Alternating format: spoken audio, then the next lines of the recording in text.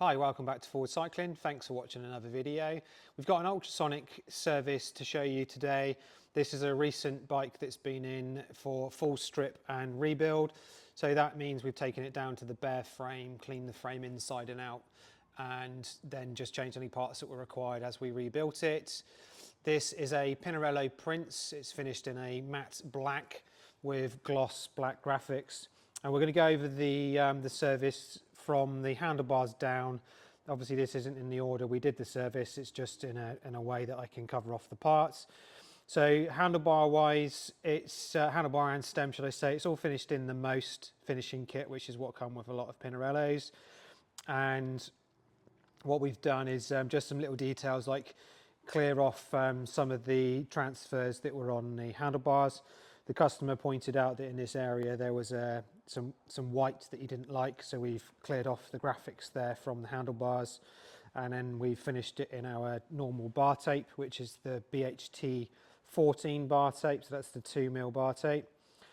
For any geeks out there that like measurements and stuff, we've finished the handlebar at the top with 50mm spacing between these two, and then this is using the new fade that we're doing with the edge tape. So the end tape there is sort of faded into the bar rather than it just being a hard stop on the top of the bar here. So we've sort of changed how we've done that. The camera's flicking around a bit there, sorry about that. It's finished in figure of 8 around the hoods.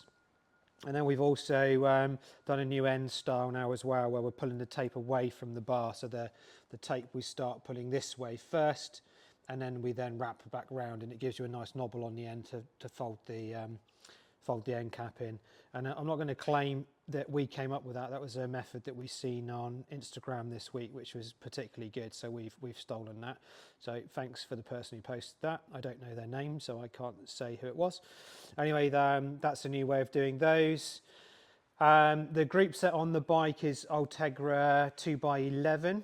I will just scan down and we might as well go through the group set now. So obviously the normal STI levers, and then we've got the 50-34 chain set, and that's a 172.5.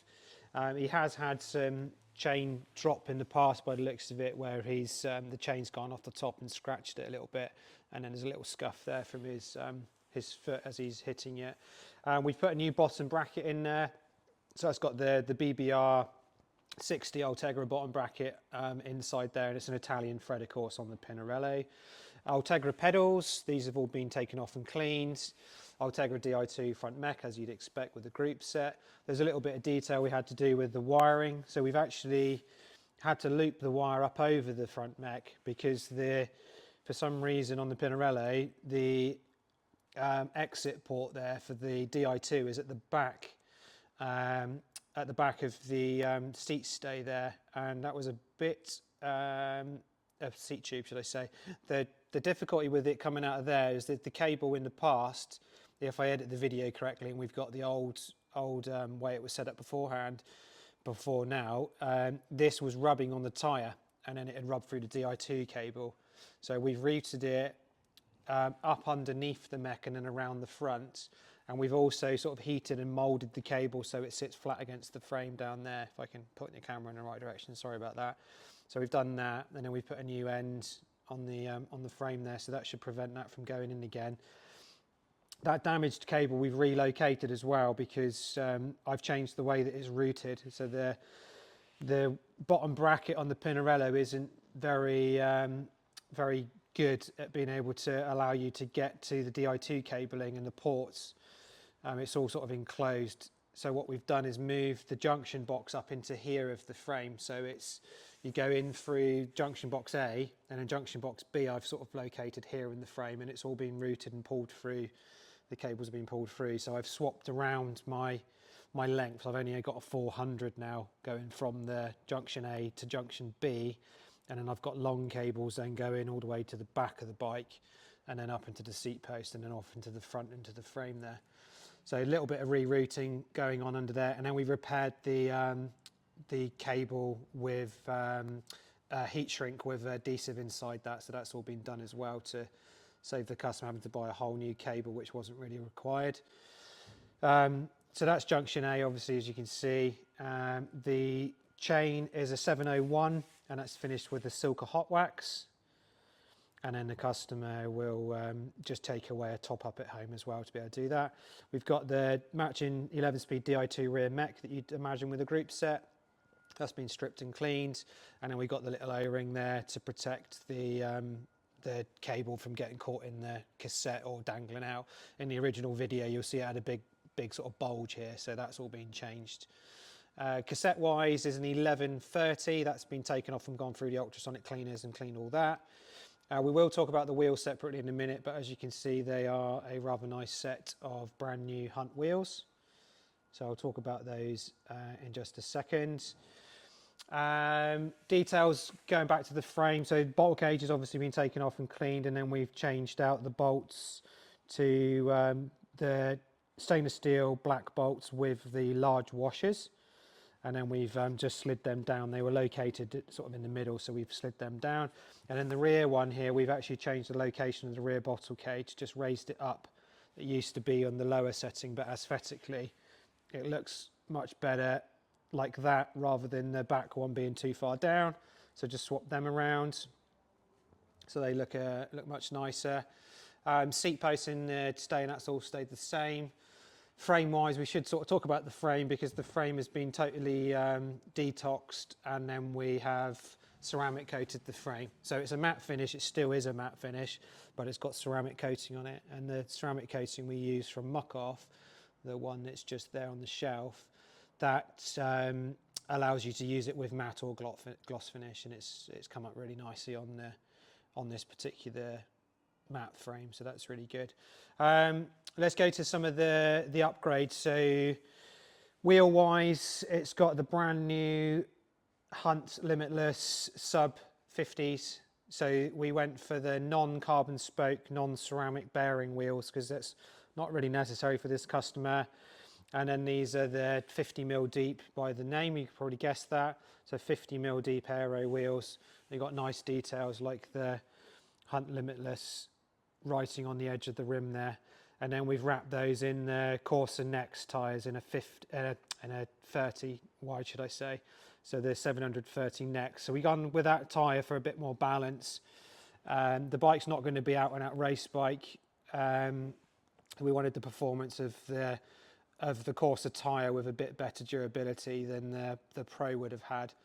So we've gone with that tyre instead for this customer. And then the 30 fills the frame out much better than the original 28s it came with. I think it had the 28s on the Fulcrum wheels that the bike come with. I'll come back here and just show you it a little bit better there. We'll just get it focused back in. There we go. So that's your wheels. Just details on what else has happened on the frame. So we've had to put brand new headset bearings in. The headset was completely shot. Lower bearing being the worst as you'd expect, but the top one was also worn out. So we've got a pair of bearings in there as well. And then with this fully integrated bike, we've had to change all the hoses because we had to cut the olives off the end of the hose. So that meant we had to put brand new hoses all the way through. So it's got new hoses all the way to the brakes. I will just flip the bike around and show you the other side so we can talk about the details on the brakes.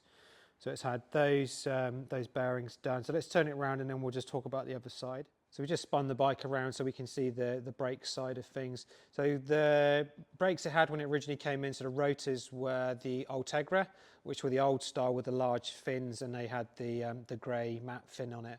And as I've said in previous videos, we're not the best fans of those because they can stain and look pretty grotty from the brake pads. So we've gone with some XTR sort of Dura-Race style rotors, and they're finished really nice with the black fins, which I think sort of pop really with the brand new wheels and then the whole black theme of the bike. With things like the caliper, we've changed out the axle pins. So the axles that go through to hold your pads on, we've changed them out to the Allen key version, which are much nicer than the flat bladed screwdriver version. Things like the nipples were missing, so we've put new nipple caps on. The pins are in the correct way round on the brakes, which were the wrong way round. So they're all changed out. We've said to you about the bottom bracket already. So that's the Italian thread bottom bracket. And then the front brake's gone through much of the same. So new nipple the new pins and stuff on there, lock and retainer pin there as well, and then that's got the 160 rotor on there, so the XTR black front rotor, so 160 front, and then it's got a 140 on the back of it. So there we go, just spun it back around again so we can get its full glory facing the right way around. Obviously, as the bike's been in and stripped and out, we do take the XY axes to work out the heights of the saddle and the bar position and stuff, so that's all been put back on the bike, so when the customer rides it, the position will be identical. He's had a professional bike fit on this one. Other little details, just as I'm thinking, the steerer was sort of cut all crooked, so that's been straightened. That was done as we had it all apart. We looked at that, so we corrected that, and that's probably everything we need to cover off on that. So there we go, a Pinarello Prince after full service and some upgrades, ready for collecting in about 10 minutes. Thanks very much for watching another video. We will see you in the next one. Bye for now.